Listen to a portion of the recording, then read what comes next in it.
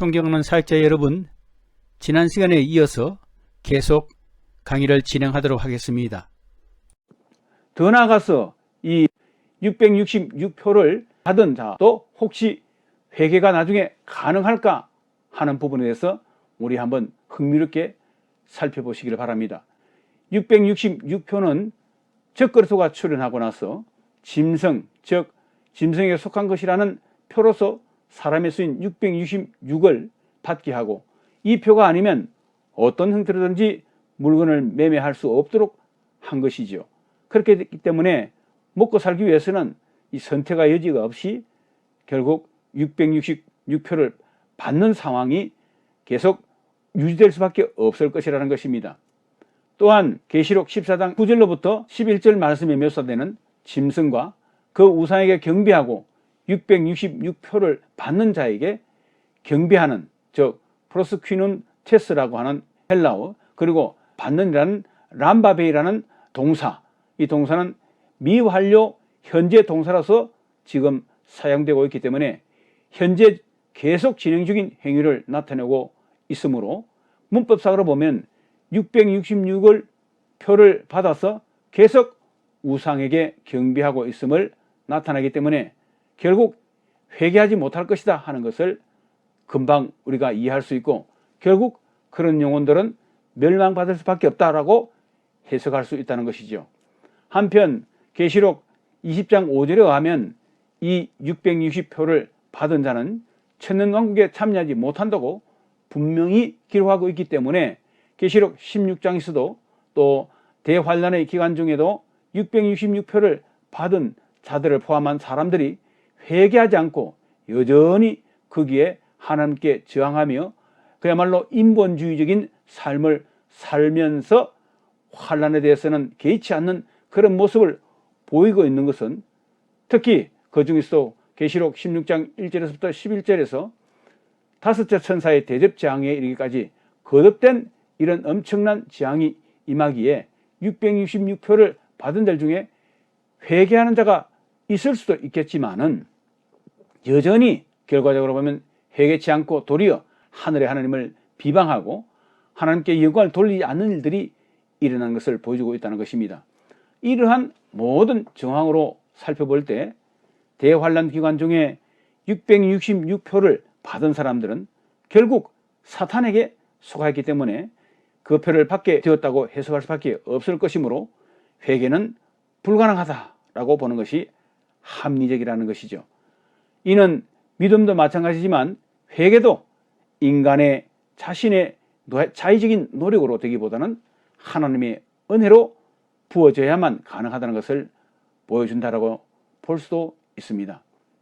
이제 다음으로 우리는 계시록 7장에서 인침받은 14만 4천 명이 다시 계시록 14장 1절에서부터 5절의 환상 가운데서 등장하고 있는데, 그 이유는 무엇이며 이들은 언제 궁극적으로 구원을 받는가 하는 것에 대해서 살펴보도록 하겠습니다.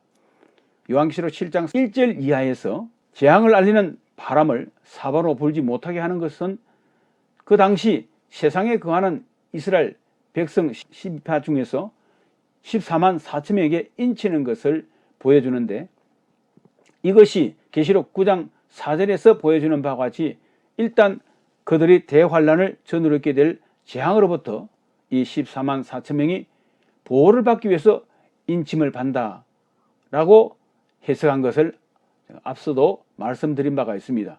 그리고 이들은 그리스도의 재림 전 대환란 시에 있게 될 두 증인에 의한 그리스도의 재림에 대한 증거와 회개 촉구의 그 선지자적인 사명을 통해서 믿음으로 구원을 받게 될 것임을 우리가 예측할 수 있고, 계시록 14장 1절에서와 같이 그들이 이제 순교를 당하거나 이런 대환란의 그 어려움 과정을 통해서 그럼에도 불구하고 믿음을 변치 않고 그리스도 예수를 경배하는 백성이 되었기 때문에 어린 양과 함께 천국의 시온산에서 그 영혼들이 14만 4천 명의 영혼들이 찬양하는 모습으로 나타남을 확인할 수 있다는 것이죠. 여기서 이들은 대환란을 통과하면서 복음을 듣고 그리스도를 믿어 구원을 받고 순교를 당해서 그들 영혼들이 이미 하늘의 천국의 시온산에서 어린 양과 함께 서 있는 모습으로 나타나고 있는데, 이런 이미지 안에서 그들의 이마에는 어린 양의 이름과 아버지 하나님의 이름이 쓰인 인이 찍혀 있음을 통해서 이들은 이미 하나님의 소유가 되었음을 보여주고 있다는 것입니다. 이들 14만 4천 명은 다니엘서 12장 1절에서 언급된 바와 있듯이 구원을 받을 것으로 생명책에 이름이 기록된 모든 유대인들은 다 구원을 받을 것이라고 하는 그 말씀을 대표하는 자들로서 요한복음 5장 43절에서 주님께서도 말씀하신 바와 같이 유대인들 중 경건하게 살며 하나님의 택하신 바가 된 자들이며, 이들은 계시록 7장에서 맞은 이는 세상에서의 대환란의 심판 때 그들이 보호를 받고 결국은 궁극적인 구원을 받도록 이끌기 위한 것으로서 그들이 진정한 이스라엘임을 확정시키는 인임을 또한 보여준다는 것입니다. 한편 대조적으로 계시록 7장 9절 이하에서 모든 족속으로부터 나온 수많은 구원받은 성도들이 이미 대환란을 통과한 후에 그리스도의 재림 때 죽은 자들의 부활과 함께 영원하게 변화되어 궁극적인 구원을 얻음으로써 주님의 보좌의 앞에 모여서 구원하신 어린 양과 하나님 앞에 찬양하며 예배하는 모습을 미리 보여주고 있다는 것입니다.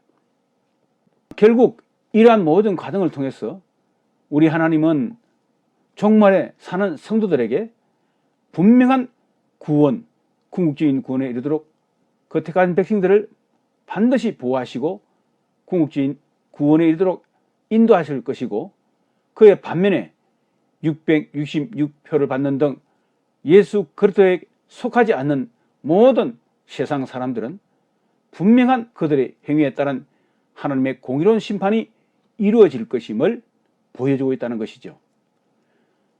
그 다음으로 우리가 살펴본 논쟁적인 사안으로서 요한계시록 14장 2절로부터 3절에 보고 있는 바, 구원을 받은 이스라엘 12지파의 이 14만 4천 명은 열방에서 구원받은 수많은 무리들과는 어떤 점에서 다르며 왜 이들만이 천국에서 새 노래를 배우고 부르나 하는 것을 살펴보도록 하겠습니다. 이 새 노래는 구원받은 유대인들에게만 허락된 새 노래로서 배우고 또 불렀는데, 이것은 대단히 특별한 은혜임을 암시해 줍니다. 시편 40편 3절, 또 144편 9절, 149편 1절 등에서도 이 새 노래에 대한 언급을 하고 있는데, 계시록 5장 8절로 9절에서는 이 네 생물과 24장로들 이 새 노래를 부르고 있는 것을 볼 수 있습니다. 결국 이 새 노래는 하나님께 특별한 은총을 받고 인정을 받은 특별한 존재들만이 부를 수 있는 노래임에 틀림이 없어 보인다는 것이죠. 이 14만 4천 명은 그 자격에 대해서 계시록 14장 4절 5절에서 언급하고 있는데, 곧 순결과 정직 그리고 흠이 없는 모습, 또한 그리스도께 끝까지 충성된 자임을 강조하고 있는데, 그러면 그 이유는 무엇일까 하는 것에 대해서 계속해서 우리 한번 살펴보도록 하겠습니다. 계시록 7장의 9절에서부터 14절에서 열방에서 구원을 받은 허다한 무리들이 휴거받은 자들의 복에 대해서 말할 때에는 은혜로 그리스도께 속량함을 받았음을 강조하고 있는 반면에, 여기 계시록 14장 4절에서부터 5절에서는 이 14만 4천 명에 대해서 말할 때 그리스도로 말미암은 구속의 은혜보다는 그들 자신들의 영적인 상태와 그들이 얼마나 훌륭한 존재되는지 그 행위가 더 강조되고 있음을 보게 된다는 것입니다. 이로 보아서 이 둘은 분명히 서로 다른 존재들임이 여기서 나타나고 있고, 또한 이들 이스라엘의 14만 4천 명은 율법적으로 보아도 흠이 없는 삶을 살면서 그리스도께 충성하게 섬겼음을 강조하고 있는데, 이것이 하나님께 인정되어서 마치 상급처럼 그들만이 하나님께 새 노래를 배우고 부르는 특권을 갖게 되었음을 보여주고 있다는 것입니다. 이는 전통적으로 율법을 지킴으로 구원을 얻으려다가 결국 지키지 못해서 실패하여 구원을 얻지 못한 대다수의 이스라엘 사람들과는 다르게 하나님의 특별한 은총을 받은 이스라엘 사람들임을 보여준다는 것이죠. 네, 그 다음 살펴볼 또 다른 주제는 요한계시록 16장에 등장하는 아마겟돈 전쟁이 나오는데, 이 아마겟돈 전쟁은 단순히 물리적인 전쟁인가 아니면 영적인 전쟁인가 대해서 한번 살펴보도록 하겠습니다. 계시록 16장 12절에서 여섯째 천사가 대접을 큰 강 유브라데에 쏟아붓습니다. 그 결과 발생하는 사건의 전개를 계시록 16장 12절에서부터 16절까지 보여줍니다. 대접장이 유브라데 강에 쏟아지자 강물이 마르고 동방으로부터 오는 왕들, 통치자의 길이 준비된다고 묘사하고 있습니다. 이 유브라데 재앙의 이미지는 계시록 9장 14절 이하에서도 보여주는 여섯 번째 나팔 재앙과도 유사성을 가집니다. 그러나 이 두 재앙 사이에 분명한 차이가 발견되는데, 여섯 번째 나팔 재앙에서의 유브라데 강에 결박된 네 천사가 노임을 받아서 세상을 향한 하나님의 심판으로서 인류의 3분의 1을 죽이는 마귀적인 군대가 출현하는 것을 보이는 반면에, 여섯 번째 대접 재앙에서는 동방의 왕들이 전쟁을 위하여 유브라데 강물이 마르게 하는 기적의 현상을 보여주면서 기적처럼 그 강을 건너도록 한다는 것이죠. 서남아시아에서 가장 큰 강인 이 유브라데 강은 근동에 있던 대부분의 강들과는 달리 마른 적이 한 번도 없었던 강입니다. 이것은 모세의 인도하에 출애굽하여 홍해와 요단강을 마른 땅처럼 건너서 약속의 땅 가나안 땅으로 갔던 이스라엘 민족의 광야의 일정에 모형론적인 대비로서 강들이 마른다는 것은 하나님의 임재와 기적 같은 역사가 거기에 있었음을 보여준다는 것이죠. 동방의 왕들이 유브라데 강을 건너고자 하는 충동은 계시록 16장 16절에서 기록된 바와 같이 개구리 같은 새 더러운 영, 즉 귀신의 영에 의한 미혹에서부터 비롯된 것이라는 것을 보여줍니다. 곧 계시록 17장 13절 이하에서 동방의 왕들은 적그리스도에게 속한 열 왕들로서 그의 명령에 복종하여 어린 양 예수 그리스도와 그 백성들을 대적하게 되고, 심지어는 하나님의 오묘한 개입으로 인해서 이 적그리스도의 군대가 자신을 한때 지배했던 음녀, 즉 바벨론과 그 성읍을 약탈하고 망하게 할 것이라고 묘사하고 있습니다. 혹자는 이런 유브라데 강 도하 사건을 과거 죽은 네로 황제가 다시 살아나서 동방의 우수한 유목민족인 파르티아의 군대를 인수해서 팔레스타인의 이스라엘로 침공해 올 것에 대한 네로 재생설의 배경으로 삼는 경우도 있습니다.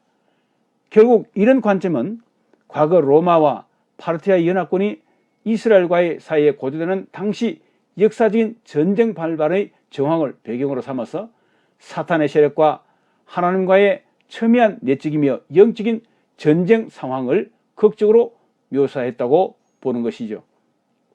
그러므로 여기 요한계시록의 전쟁 상황도 종말론의 측면에서 보면 영적이면서도 또한 물리적인 전쟁의 상황으로 긴박하게 그려지고 있고, 하나님의 적대 세력, 하나님 적대 세력의 상징되는 동방의 왕들, 즉 적그리스도의 동조 세력들이 하나님의 군대와의 최후 일전을 위해서 연합전선을 구축하고 이 강을 거느려 하고 있는 모습을 볼 수 있다는 것입니다. 한편 창세기 15장 18절에서 언급한 유브라데 강은 이스라엘 민족에게서는 언약의 땅인 가나안 땅의 동쪽 경계선이 됩니다. 그러므로 이 강 건너편에는 아수르를 위시한 이방 강국들이 포진하고 있어서 이사야서 7장 20절 말씀, 8장 7절 말씀, 에레미야 46장 10절 말씀 등등의 구약적인 배경에서 이 강의 건너편은 이스라엘의 대적들이 거주하는 것으로 상정되어 왔다는 것이죠. 창세기 15장 18절 말씀 보면은 그날에 여호와께서 아브라함과 더불어 언약을 세워 이르시되 내가 이 땅을 애굽 강에서부터 큰 강 유브라데까지 내 자손에게 주노니 라고 말씀하고 있고, 이사야서 8장 7절 말씀 보면은 그러므로 주 내가 흉흉하고 창일한 큰 하수 곧 아수르 왕과 그의 모든 위력으로 그들을 덮을 것이라. 그 모든 골짜기에 차고 모든 언덕에 넘쳐 라고 표현하고 있는 것을 이런 데 볼 수 있습니다. 계시록 16장 13절에서는 잠시 장면이 바뀌면서 용과 짐승 그리고 거짓 선지자의 입에서 나오는 개구리 같은 새 더러운 영이 나와서 천하 만국 사람들을 미혹해서 땅의 왕들을 전쟁을 위해 16절에서와 같이 아마겟돈이라는 곳으로 소집하고 있는 것을 보여줍니다. 오직 여기에서만 나오는 이 아마겟돈이라는 지명은 귀신의 영들이 소집한 하나님을 대적하는 군대가 하나님과 그의 택한 백성들을 치기 위한 최후의 전투를 위해서 모이게 될 묵시적인 세상의 장소로 나타나고 있습니다. 여기 아마겟돈이라는 이름에 대해서는 지금까지 결코 만족스러운 설명이 되어질 못했습니다. 이 이름에 대한 가장 흔한 설명 중에 하나는 아마겟돈에서 아라고 발음하는 이 하르가 산 또는 작은 산을 가리키는 히브리어이고, 그 다음에 마겟돈이라는 말은 성경에서 나오는 성읍인 머깃도를 가리킨다고 보아서 이 단어 전체는 머깃도의 산을 의미한다는 견해도 있습니다. 이 머깃도는 성경 여러 곳에 있는데 고대 이스라엘 역사에서 이방인 군대들과의 몇몇 중요한 전투들이 벌어졌던 곳이기도 합니다. 이곳은 장차 말세 때 악의 3인방인 용, 즉 사탄과 바다 짐승, 즉 그리스도와 그리고 땅의 짐승인 거짓 선지자, 이 3인방에 대한 종말적인 심판의 장소로 인용되고 있음을 우리가 예측할 수 있습니다. 그리고 이 거짓 영의 임무는 세상 왕들로 하여금 아마겟돈이라는 하나님께 대항하는 최후의 전투가 벌어질 곳으로 그들로 인도해서 그 전투에 참여하도록 미혹하는 일임을 우리는 여기서 이해할 수 있습니다. 그래서 그 소집의 일환으로 지금 동방의 왕들이 유브라데 강을 건너려고 하는 것이지요.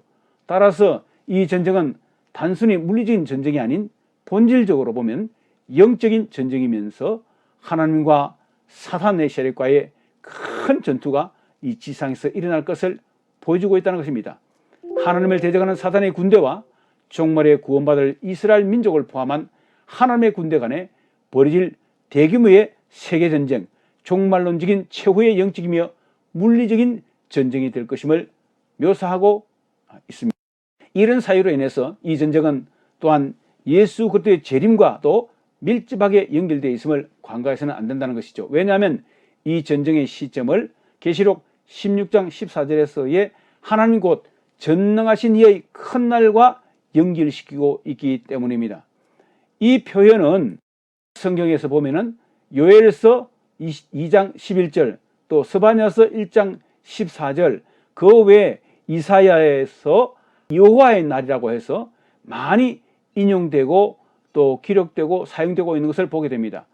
즉 구약에서 하나님께서 작정하신 종말의 시점과 관련돼 사용되어 온 큰 종말적인 세상을 멸망시키는 전쟁의 시기, 때, 그것을 가리키는 날로서 여호와의 날이라는 말, 전능하신 이의 큰 날이라고 표현하고 있는 그런 관용구적인 문구로 구약성경에 나타난다는 것이죠. 아마겟돈 전쟁과 관련하여 우리가 유의할 것은 용과 짐승과 거짓 선지자의 입에서 나오는 개구리 같은 새 더러운 영의 정치와 사역에 관한 것입니다. 요한은 먼저 개구리로 비유된 새 더러운 영을 봅니다. 개구리는 레위기 11장 10절 등에서 유대인들에게는 부정한 생물이었고, 또 출애굽기 8장 5절로 11절에서는 모세를 통해서 애굽에 내려진 재앙들 중에 개구리 재앙이 있으며, 그것은 또한 시편에서도 동일하게 묘사되고 있는 것을 여러분들 확인할 수 있습니다. 시편 105편 3절에 보면은 그 땅에 개구리가 많아져서 왕의 궁실에도 있었고 하는 당시 애굽에 내려진 재앙에 대해서 이렇게 시편에서 기록하고 있는 것을 볼 수 있습니다. 또한 용은 요한계시록 12장 3절 9절 등에서 옛뱀 곧 마귀와 사탄으로 일컬어지는 온 천하를 꿰는 그 속이는 수장으로서 나타나고 있는 것을 보게 됩니다. 그리고 짐승은 앞서 살펴본 계시록 13장 1절로 2절에 언급된 바다에서 나온 용의 화신으로서 세계 정부를 통치하는 적그릇으로 해석하는 존재가 됩니다. 왜냐하면 요한계시록 13장 4절에서 용이 짐승에게 보좌와 관계된 통치권 일체를 그에게 미했기 때문입니다. 또한 거짓 선지자는 계시록 13장 11절에서 소개되고 있는데, 땅에서 올라온 짐승으로서 이 거짓 선지자로서 바다 짐승의 보좌관 역할을 충실히 수행하면서도 또한 모든 사람에게 그 짐승의 표를 받도록, 즉 적그릇의 짐승의 표를 받도록 유도할 것이라는 것이죠. 이들은 용, 즉 사탄이 하늘에서 지상으로 쫓겨내려와 지상에서 사탄 왕국의 삼두체를 구축해서 그들로 하여금 하나님과 지상의 모든 참된 교회를 적극 대적하도록 하고 파괴하려는 악의 세력의 활동으로 우리가 요한계시록을 통해서 생생하게 이 모습을 볼 수 있다는 것입니다. 삼일체 하나님을 모방한 아카이 그 3인방의 입에서 나오는 이 새 더러운 영은 하나님이 삼위인 것처럼 이 사탄도 이 지상에서 이런 삼두체들을 갖추어서 하나님을 대적하게 된다는 것이죠. 이 새 더러운 영은 계시록 16장 14절에서 귀신의 영으로 통합돼서 호칭되는 것을 우리가 보게 됩니다. 다시 말해 개구리 같은 새 더러운 영의 정체는 귀신의 영과 동일하기 때문에 그렇게 호칭되는 것이지요. 결국 신약 성경에서 마귀의 영을 받은 자를 종종 더러운 귀신이 들린 것으로 표현하고 있다는 것이죠. 그러면 귀신의 영의 사명은 도대체 무엇일까요? 계시록 16장 14절은 마지막 때 귀신의 영의 사명이 이적을 행하여 온 천하 임금들을 하나님의 큰 나라에 있을 전쟁에 참여하도록 소집하는 일이라고 묘사하고 있습니다. 물론 이적의 실상이 무엇인지는 이 구절에서 알려주지 않습니다. 한편 귀신의 영의 실체를 가진 개구리 같은 새 더러운 영이 악의 3인방의 입에서 나왔다는 설명에서 우리는 유의할 점이 있는데요. 입에서 나왔다는 것은 저들의 마음과 말에 결부되어 있다는 것을 암시한다는 것이죠. 다시 말하면 하나님의 성령께서 진리의 영으로 오셔서 하나님의 말씀을 통해 이 세상 가운데 역사하시듯이 악령도 거짓의 영을 통해서 이들 악의 3인방의 입을 통해서 나오는 미혹의 말, 거짓말, 잘못된 교리, 거짓된 복음으로 역사한다는 것을 의미하고 있습니다. 결국 귀신의 영이 땅의 임금들을 아마겟돈 전쟁에 동참시키는 일과 관련해서 사용된 이 이적은 거짓말을 통해 그들을 속여서 일어난 일종의 거짓 기적과 같은 것이 있음을 우리가 간파할 수 있습니다. 이렇게 귀신의 영을 받은 거짓 그리스도, 거짓 선지자들도 사탄으로부터 능력을 받아서 거짓된 이적을 행하기도 한다는 것을 보여주고 있습니다.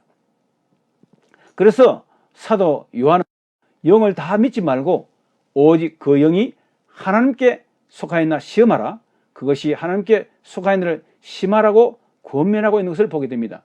그러므로 오늘날 세상 사람들은 자신들의 이익을 쫓아서 거짓말을 밥 먹듯이 하고 있지만은 거짓말은 사악한 영에 속한 것이기 때문에, 즉 사탄에게 속한 것이고 사탄은 거짓말을 지어내는 자라고 말을 하고 있기 때문에 우리 그리스도인들은 거짓말에 대해서 항상 유념하고 살아야 할 것을 여기서 또한 우리에게 암시하고 있습니다. 구약성경 열왕기상 22장 19절로 23절에 보면은 계시록 16장에서의 귀신의 영의 역사와 동일한 원리를 통해 일어난 미혹에 의한 전쟁 기사 사건을 소개하고 있는데, 그 역사적 배경은 북이스라엘의 아합 왕 시대였습니다.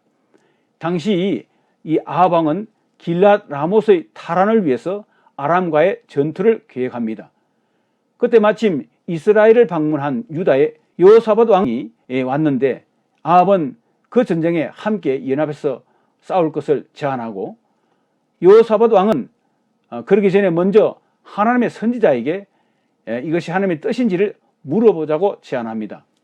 아합 왕은 의용 선지자 400명을 불러 모아서 그들의 뜻을 묻으니 그들이 한결같이 전쟁의 승리를 확신하면서 전쟁을 하라고, 전쟁에 나가라고, 하나님께서 아람을 아합의 왕의 손에 붙이실 것이라고 거짓된 예언을 하는 것을 볼 수 있습니다. 여호사밧 왕은 이 모든 말을 듣고 자신이 알고 있는 다른 하나님의 선지자로부터도 예언을 듣기를 청하니, 아합은 과거 사례를 들어서 그는 끓기는 사람이긴 하지만 여호사밧 왕이 여러 차례 청하고 있기 때문에 이에 그 선지자 미가야를 불러옵니다. 미가야는 열왕기상 22장 17절에서 우회적으로 아합 왕이 그 전쟁에서 참패하고 죽게 될 것을 예언합니다. 그리고 곧 이어서 미가야가 의용 선지자들의 예언이 왜 거짓된 예언인지를 밝히는 과정에서 자기가 본 환상을 그들에게 소개합니다. 곧 천상의 회의 장면을 보여주는 것이죠. 열왕기상 22장 20절로 22절 말씀을 함께 보도록 하겠습니다.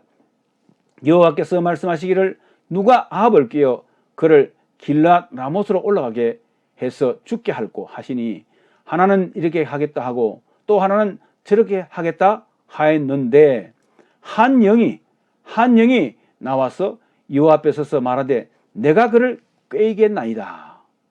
여호와께서 그에게 이르시되 어떻게 하겠느냐? 그가 이르되 내가 나가서 거짓말하는 영이 되어 그의 모든 선지자들의 입에 있겠나이다. 여호와께서 이르시되 너는 그들을 꾀겠고 또 이루리라. 나가서 그리 하라 하셨은즉. 아멘. 자, 이 말씀을 통해서 결국 거짓의 영을 통해서 하나님께서 아합 왕을 심판하는 것을 보게 되는 것이죠. 마태복음 24장 4절 5절 말씀 그리고 24절 말씀을 통해서 종말에는 거짓 그리스도가 일어나 미혹하는 일과 거짓 선지자들이 이적과 기사로 할 수만 있으면 많은 사람들을 미혹할 것이라고 예언하신 바가 있습니다. 바울도 데살로니가후서 2장 8절로 10절 말씀을 통해서 종말에 악한 자가 사탄의 역사를 따라 모든 능력과 표적과 거짓 기적과 불의의 모든 속임수를 통해서 일하게 될 것을 예고하고 있습니다. 이처럼 마귀의 속성은 계시록 12장 9절의 말씀과 같이 거짓과 속임수로 사람들을 미혹한다는 것이죠. 그 미혹하는 일을 종말에는 일삼는다는 것입니다. 이때 그들은 양의 탈을 쓴 이리가 되어서 결국 사람들에게 접근할 것이기에 영적 분별력을 갖고 있지 않으면 그 실체를 제대로 파악하지 못하게 되고 결국 미혹을 당하게 된다는 것입니다. 말씀을 대하는 우리의 태도도 마찬가지지만 전체를 보지 못하고 유사한 일부분의 말씀에만 사로잡히게 되면 결국 그 말씀에 스스로 걸려 넘어지고 속아져서 이단이 될 수 있고 멸망하는 그런 우를 범하게 될 수도 있다는 것이죠. 속임수는 마귀의 전형적인 수법이라는 것을 우리가 알아야 됩니다. 창세기 3장 1절로 5절 말씀에서 보듯이 하와는 선악과 금령의 본질에 대해서 이해가 부족했기 때문에 결국 뱀의 그 현혹하는 미혹의 말에 빠졌던 것입니다. 이 마귀는 하나님의 아들 되시는 예수 그리스도께조차 접근해서 성경을 왜곡시켜 무모할 정도로 주님을 시험하려 했습니다. 이런 식으로 마귀는 종말의 시대를 살고 있는 성도들에게도 비슷한 하나님 말씀과 유사하지만 하나님 말씀이 아닌 거짓말을 가지고 미혹할 것을 보여줍니다. 심지어 마귀는 자신을 광명의 천사로도 가장할 수 있습니다. 또한 사탄의 일꾼들도 자기를 의로운 일꾼, 의의 일꾼으로 위장한다는 것이죠. 그것만 보고서는 그 실체를 파악이 힘들지만은 저들의 지속적인 말과 행동을 통해서 결국 그들의 정체성은 드러나고야 말 것이지만 그럼에도 불구하고 유의해야 될 것은 그들의 정체성이 드러날 때쯤이면 이미 미혹을 받은 사람들은 거기서 헤어나오지 못할 정도로 멸망의 운명에 처해질 수 있기 때문에 조심하라고 말씀하고 있는 것입니다.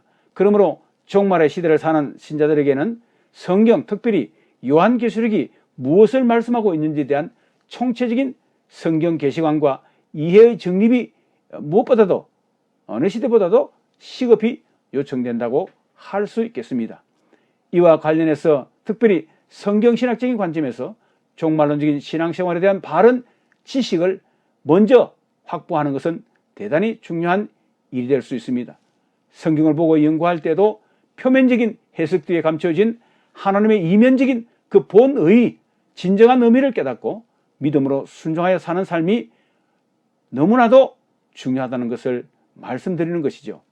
이렇게 볼 때 아마겟돈 전쟁은 예수 그리스도의 재림과 연관되어 모든 하나님의 백성들을 포함한 어린 양의 진영과 사탄의 추종 세력인 세상의 불신 세력들 사이에 벌어지게 될 최후의 영적이며 물리적인 전쟁임을 가르치고 있다는 것입니다.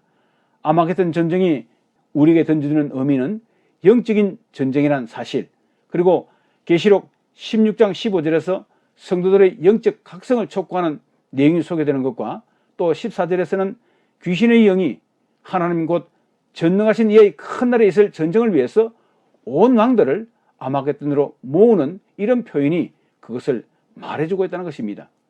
또한 최후 종말론적인 전쟁임을 계시록 12장 17절에서의 용과 여자의 남은 자손, 그리고 계시록 19장 19절에서의 두 짐승과 땅의 임금들의 군대와 백마탄자와 그의 하늘 군대의 표현 등에서도 영적으로 적대적인 관계의 전쟁임을 보여주고 있다는 것입니다. 따라서 계시록 16장 14절의 전쟁은 본질적으로 사탄의 진영과 하나님의 백성들의 포함한 어린 양의 진영 간의 영적인 전쟁임을 보여준다는 것입니다. 그래서 계속되는 15절은 이런 긴박한 영적 전투에 직면해 있는 종말의 성도들이 어떻게 지혜롭게 이 위기 국면을 극복해 나가야 될 것인에 대해서 권면해주는 또한 말씀이기도 합니다. 결국 이 말씀 중에 깨어있어야 할 교훈은 주님의 재림과 관련하여 종말 때의 임박한 상황에서 주어진 신약의 여러 본문들, 예를 들어서 마태복음 24장 41로 44절 말씀이라든가 25장 13절 말씀, 또 데살로니가전서 5장 2절 말씀, 계시록 3장 3절 말씀과 병행관계를 이루고 있기 때문에 이런 말씀들에 유의하며 살아야 된다는 것이죠. 또한 도적 모티브를 사용하는 종말론적인 삶의 특징과 강조점은 재림과 심판의 그때가 언제일지 우리가 알지 못할 수 있기 때문에 근신하며 대비하는 삶을 살아야 한다는 경계의 메시지로도 시작될 수 있습니다. 이것은 요한계시록 2장 3장에 나오는 소아시아 7교회를 향하여 동일하게 요구되는 이기는 자가 취해야 될 지혜로운 삶의 자세임을 보여줍니다. 그리고 성도의 믿음과 인내가 그때는 절실히 요구될 것입니다. 따라서 본 아마겟돈 전쟁은 물리적이자 영적인 전쟁이면서 동시에 세상을 지배하는 악의 삼두체제, 그 당시의 악의 삼두체제를 결정적으로 패배시키고 이후에 그리스도의 통치왕국으로 만드실 것임을 미리 암시하고 있다고 말할 수 있습니다. 이런 점에서 여섯 번째 대접재앙은 종말적 심판의 성격을 가장 극명하게 정시해주는 말씀이라고 할 수 있습니다. 그리고 사탄의 진영과 어린 양의 진영 사이의 이 영적 전쟁이 가지고 있는 의미, 그리고 그것은 바로 아마겟돈 전쟁으로 하나님의 구속사의 진행 속에서 역사상 모든 사탄의 그 방해 공작을 이기고 종말론적이고도 또한 궁극적인 승리의 양상을 다양한 모습으로 보여주고 있는 것이 또한 이 계시록의 말씀이라고 할 수 있습니다. 그리고 특별히 예수님의 십자가의 구속 사건은 그리스도의 재림을 가능케 함으로 말미암아 종말론적인 아마겟돈 전쟁을 능히 승리로 이끌 결정적인 단초로서의 역할도 하고 있다는 것을 우리가 예상할 수 있습니다. 이사야서 63장 1절에서부터 6절 말씀하시와 같이 붉은 옷을 입고 보스라에서 오는 이는 누구며 어찌하여 내 옷이 포도즙 털을 받는 자 같으냐 라는 이 묘사는 피로 범벅된 아마겟돈 전쟁의 이미지를 보여줍니다. 즉 이 모습은 계시록에서 나타나는 만왕의 왕 만주의 주 되신 예수 그리스도께서 지상으로 재림하셔서 적그리스도와 그의 세상 왕들의 군대를 심판하면서 그들의 피가 주님의 그 흰 옷에 뿌려진 그런 상황을 보여주면서 맹렬한 진노의 포도즙을 밟는 전쟁에 응하시는 주님의 모습을 보여주는 말씀이라고 하겠습니다. 이것은 또한 마태복음 24장을 통해서 주님께서도 예언하신 바 그리스도의 재림 때에는 노아의 때와 같이 물이 아닌 이제는 불로 세상 사람들을 심판하시고 멸망시킬 것임을 말씀하는 내용과도 일치한다는 것이죠. 결국 계시록 19장 말씀에서와 같이 예수 그리스도의 지상 재림 때에 주님께서는 만왕의 왕으로 만주의 주로 이렇게 오셔서 만국을 결정적으로 심판하실 것을 보여줍니다. 또한 계시록 19장 19절로 21절 말씀에서는 두 짐승인 적그리스도와 거짓 선지자가 결국 불과 유황으로 타는 유황불못에 던져지고 그 나머지는 예수 그리스도의 군대와의 전쟁을 통한 그 전쟁에 동원된 적그리스도의 군대들의 모든 사람들을 그리스도의 말씀의 칼날로 심판하시고 그것에 근거한 심판하는 군대에서 멸망받을 것임을 보여주고 있습니다.